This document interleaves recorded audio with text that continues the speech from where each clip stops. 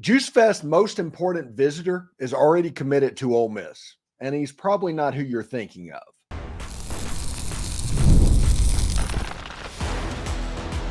You are Locked On Ole Miss, your daily podcast on the Ole Miss Rebels. Part of the Locked On Podcast Network, your team every day. Welcome, Rebel Nation. I am your host, Steven Willis, a 10-year veteran member of the national media and a former Ole Miss staff member with Yahoo Sports. Today on the show, we talk about Cortez Thomas and why he might be the most important Juice Fest visitor this weekend, even with Caleb Cunningham on campus. Thomas has day one starter potential for the Ole Miss defense, which will need rebuilding next year. Making him feel at home will be crucial, especially since he's returning to a Mississippi State Bulldogs hotbed of recruiting. Stay tuned for an in-depth look at Thomas's impact and what his commitment could mean for the future. This is the Locked On Ole Miss Podcast, your daily podcast on the Ole Miss Rebels, your team every day, part of the Locked On Podcast Network. We are free and available on all the podcast apps and on YouTube. And thanks for making Locked On Ole Miss your first listen every day. And a special hello to the everydayer and insiders who make the show what it is. And don't forget to find a second listen on the network. Chris Gordy at Locked On SEC, or even Zach Blackerby at Locked On Auburn provides other perspectives on college football, SEC, and even, honestly, Ole Miss. So check it out. Today's episode is brought to you by FanDuel. Make every moment more. As playoffs wind down, these sports stop sporting the way we want them to. But this summer's FanDuel is hooking up all customers with a booster of bonus daily. That's right. There's something for everyone every day, all summer long. Visit FanDuel.com to get started. Cortez Thomas is sneakily the number one recruit at Juice Fest this weekend for Ole Miss. And that is with players coming down like Jared Smith, who is getting ready to announce, and other players like Shakai Mills-Knight that's getting to announce. Dylan Alford being back on campus this weekend as well. But Cortez Thomas provides something that none of the others do. And he is providing something in a way that kind of makes him even more important. Now, if here's his numbers over the years, he's a four-star player. He's committed to play in the Under Armour All-American game, which, hey, good for me if he makes it down to Orlando in January. Four-star player, top 200 level player if you look at his composite. He's a three-star on three, but he's a four-star on the other services. And ESPN has him as nearly a top 100 player. Rivals has him up at about 150 as well. A really good football player, excellent ball skills. Whenever you look at his highlights, you can see him jump out as somebody that could make a play. He's somebody that there's somebody in every class that shows up the first day of camp. And we're going to see this next week in the recruiting class that surprises, makes plays, is kind of the alpha in the room. Cortez Thomas has a lot of that in his game. He has excellent ball skills. He's somebody that doesn't mind matching up with inside and outside receivers. He doesn't mind the contact of playing safety. He's just a really good football player. And Ole Miss can use that because if you look at their secondary as it's going to start this year, Ole Miss is likely to lose everybody that's in the starting group of their secondary after this season. I mean, Yam Banks, Lewis Moore, Key Lawrence, Trey Washington, Trey Amos, Isaiah Hamilton, all of those guys are probably going to be moving on. I do not know about their eligibility. If they have another extra year, they could come back. But odds are, with the last dance thing, you're going to be looking to replace those. And this is similar to what Pete Golding did a year ago. If you look at what he was doing constructing the defense, he started with the defensive line. And Ole Miss signed that defensive line class that was just out of this world a year ago with Kamarion Franklin, William Eccles, Cam Beavers, Jeffrey Rush. Those guys on the defensive line all got signed as a fill-in for all these top-level guys that are probably going to move on. Like if you look at Jared Ivey, Walter Nolan, Princely Amon-Mielen, J.J. Pegues, they all have to be replaced. And to develop defensive linemen, that's what it looks like he's doing. He almost took this opportunity to compete this year through the transfer portal, but build through high school recruiting for what Pete Golding is doing. And he did that on the defensive line a year ago. And he is doing that this year, it looks like, in the defensive backfield when they've taken Keon Young, when they've taken, let's see, several commits. I forget his name, the 6'4" corner out of Tupelo. I apologize for that. Cortez Thomas. Those players on the back end of the defense, mighty big. And Pete Golding is doing that same thing of setting up through high school recruiting while building at the top and the bottom at the same time. So you pay attention to the transfer portal class, the Key Lawrences, the Yam Banks, those guys that are stepping up. But the high school portal class, the ones for next year, will be equally important. And I do think that Keon Young and Cortez Thomas, they have a chance to be dudes in the secondary for 2 or 3 years, honestly, and both potentially have day one starter ability. Now, SEC schools do not like starting true freshmen at free safety, for instance. But Keon Young and Cortez Thomas, they're a little bit different type safeties, and both of which would not surprise me at all if they showed up on campus ready to go. So this is why I think that he is the most important player in the class, because of all of that I just named. Now, the last part is, if you look at his RPM and all of that stuff, it's still pointing to Mississippi State. If you look at Mississippi State, they still have the quiet confidence of him going to Starkville. Holmes Central is a Mississippi State hotbed of recruiting. They have a cornerback on campus from that school right now. I think Emmanuel Forbes was firm. The coach and everybody around there. There's a very tight-knit Mississippi State community. It is going to be hard for this recruit to make it. So why is this recruit so important?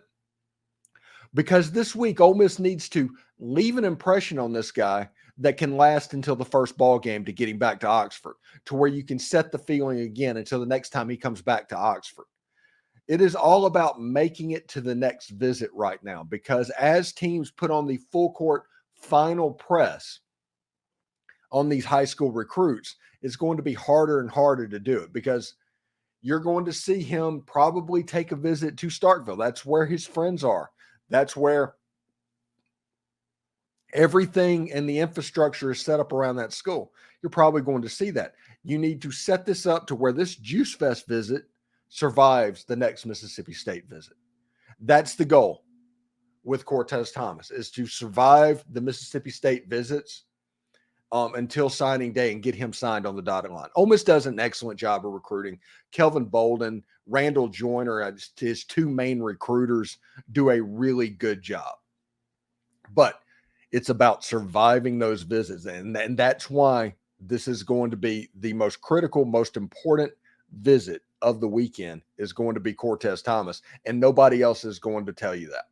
But that's the real of what's going on. Now, another thing is, Jared Smith is committing on August 3rd between, I guess, Ole Miss, Georgia, Auburn, and South Carolina are the final schools. See, Ole Miss is having a Juice Fest weekend of 3 days, and everybody can't figure out other places that are having a cookout and look at a single event and look at it as an either or. But it's kind of hilarious, because we'll see exactly what happens. This is a guy that is rated as a 5-star on 247, 4-star on ESPN Rivals and On3. His lowest ranking is on On3 at 175 in the country. His highest ranking is number 19 overall with 247 Sports. He is composite the number 42 player in the entire country. 6'6", 235 pounds, not through growing. I talked to the recruiting czar, Brian Smith, talking about him. He has a size 18 shoe. He is not done growing. He could easily be a 5 technique, a 3 technique. We've seen this type of athlete in the Deep South develop, but he's going to go. His athletic ability is pretty special, but he has a connection with Randall Joyner and Jonathan Hess, if I read the article on 3 Ole Miss Spirit correctly.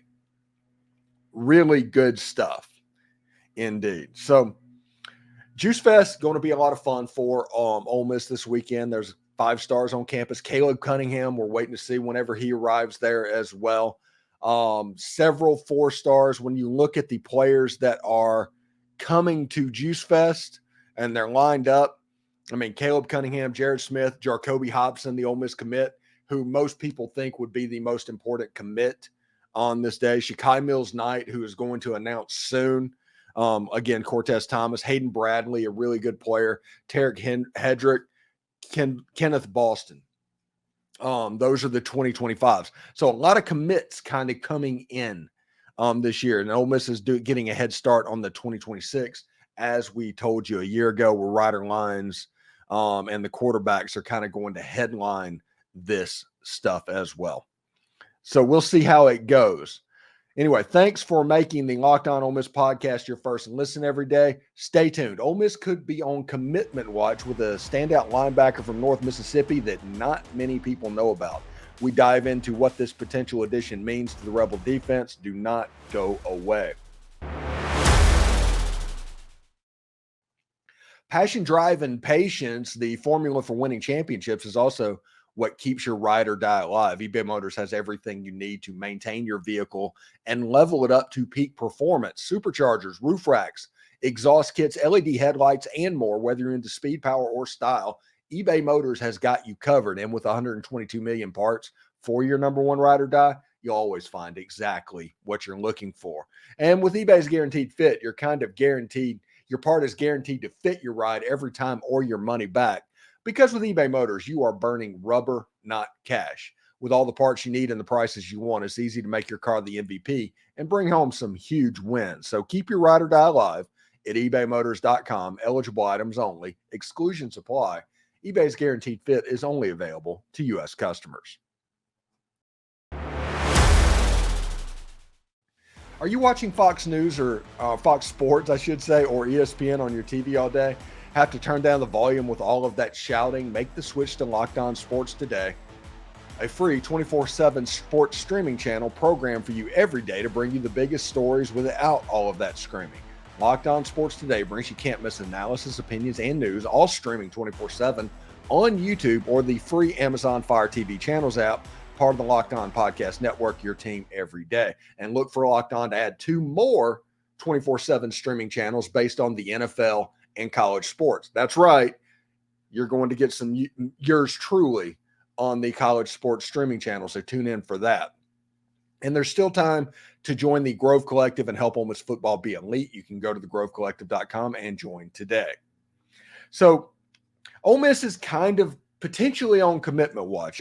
David Johnson from Inside the Rebels put in a crystal ball, and it's not just putting in a crystal ball whenever that happens.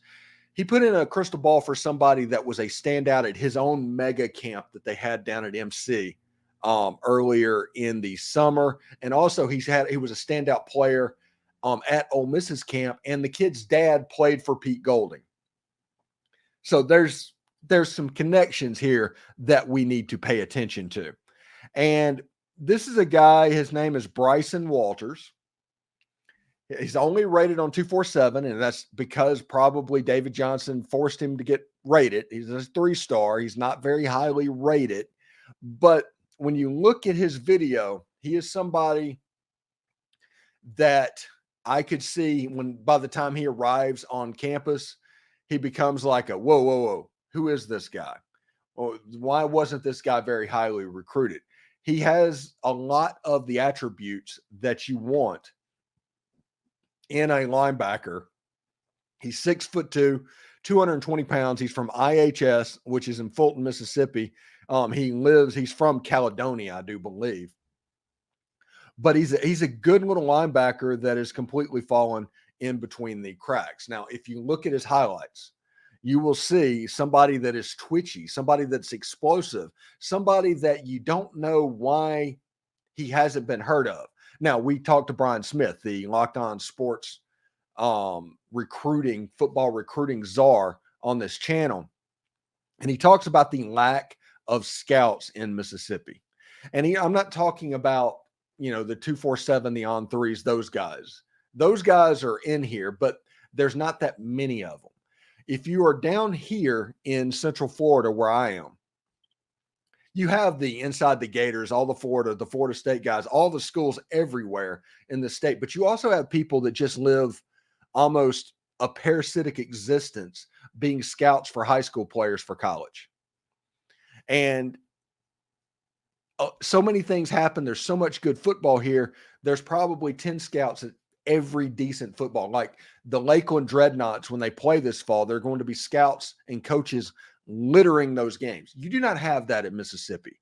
You might have one person there. You might have two people there. And you might have a couple of games where nobody shows up. And because of that, people can fall between the cracks in the state of Mississippi. The biggest example of that was Chris Jones, who was a low 3-star until he got invited to the Mississippi-Alabama All-Star game. That bumped him up to a 4-star and got him an invitation to the Under Armour All-American game, and that got him into the number 2 player in the entire country. It wasn't because he was just that good of a player late. It's just because you can hide players in this country, in this state, in Mississippi. You can do all the underhanded stuff that we used to think of 40 years ago can still happen because of the lack of saturation. Now, it's changing. It is changing in the state of Mississippi. There's a whole lot better players now than there have been. And because of that, you're seeing people jump up for the handler and all of that, especially in this age of NIL. So we will see if this continues to happen. But I think Bryson Walters is a pretty good player. And this is worth remembering as well. This year, this past signing class that just happened was the last year where walk-ons can really become a thing. After the House settlement gets finalized, the roster limits goes up to 105, which the roster limit for football was already at 105. But the scholarship limit goes up to 105 as well, and not at 85. It goes up 20 spots. So you're not bringing in, this is a guy that would come in potentially as a preferred walk-on or be just a dude at like Arkansas State previously.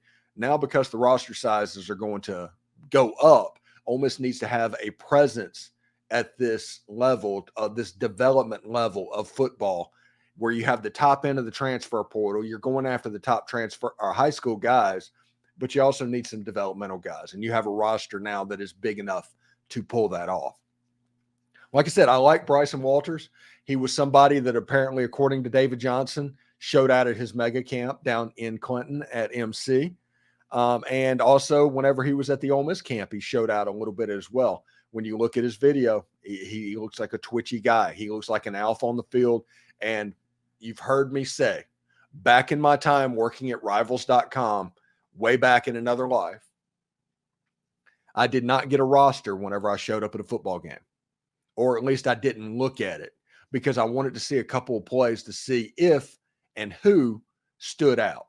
And if it was the guy I was there to video, I knew I had a dude, because a player that's going to Alabama, going to Ole Miss, going to wherever major college football is likely going to be the best player on the field in a state of Mississippi high school football game. That's just the way that works. If he's not, I'll know that hey, I'll videotape him, but I'm probably not paying attention like I was before. And this guy in his highlights, he was the best guy on the field. And hey, shout out, the Lafayette Commodores made an appearance on his highlight tape as well. So I'm pretty impressed with what he can do. So coming up next on Locked On Ole Miss, we'll dive into why the matchups against LSU and Oklahoma could be the most pivotal games of the season. Do not go anywhere. It's winner take all time in the NBA, and FanDuel is giving you a shot to bring home a big win of your own. As the playoffs wind down, we're just, the sports aren't sportsing the way we are used to. And Locked On and FanDuel are working on ways to make things a little bit easier for you. And the way they do that is through bonuses and bet bonuses on games. Now, maybe you want to bet the over-under on Ole Miss to win 9.5 games. That's the over-under. Or maybe you're interested in Ole Miss being minus 122 to make the college football playoff. Or maybe Jackson Dart is plus 1,500 to win the Heisman Trophy. Maybe that's your flavor. Visit FanDuel.com/lockedon and make every shot count. FanDuel is America's #1 sports book. Locked On has launched the first ever national sports 24/7 streaming channel on YouTube, and now it's available also on the Amazon Fire TV and the free Fire TV channels app. Locked On Sports Today is here for you 24/7, covering the top sports stories of the day with the local experts of Locked On, plus our national shows covering every single league. Find Locked On Sports Today now available on the free Fire TV channels app. Be part of history. All right, really interesting stuff. Now, this segment is going to be what I wanted the whole show to be about, honestly. But with Juice Fest coming on, my managers and everybody at Locked On said, hey, we need to continue the recruiting thing and doing that. So we did that a couple of segments. But I was thinking, what is the most important football game for Ole Miss in 2024? And obviously, everybody's going to point immediately to Georgia because that's the game that's scheduled or circled by literally everyone. And I agree that that has a chance to be the biggest game on Ole Miss's schedule. But how big it becomes is whether or not these two are the most important. And winning these two games are probably the most important because of what it could make that Georgia game. You have a game down at the LSU Tigers in Tiger Stadium against a motivated LSU team that was not very good defensively a year ago. They did lose 2 first-round wide receivers, a Heisman Trophy winning quarterback, and their starting running back. That happened, but they do return potentially the best offensive line in all of college football, and Mason Taylor, the Jason Taylor's son at tight end, who's a good player as well. Garrett Nussmeier is a good quarterback. Defensively, you think they're going to be better. They almost have to be. They really looked like 2017, 2018 Ole Miss defensively a year ago, but we'll see exactly how it looks. And they're going to want to take down Ole Miss. And remember, over the last 10 years, Ole Miss has went down to Tiger Stadium undefeated to play a football game twice. They've lost both of those games. LSU has stormed the field both of those games. But getting over that Tiger Stadium hump, and it wasn't that long ago that Ole Miss had a reputation of playing well in Tiger Stadium. And that kind of stopped when Deontay Anderson just got absolutely trucked by Leonard Fournette. It just stopped at that point. And Ole Miss hasn't played very well since then in Baton Rouge. Something's happened. I mean, like the Matt Corral game in 2020 where he threw 5 interceptions. Jackson Dart in 2022, in the second half, they had a little bit of a meltdown in that one. So there's some games and some things to worry about LSU and Tiger Stadium. Now, Ole Miss is going to have the better team in that game. Ole Miss probably should be favored in that game, but that doesn't necessarily mean everything.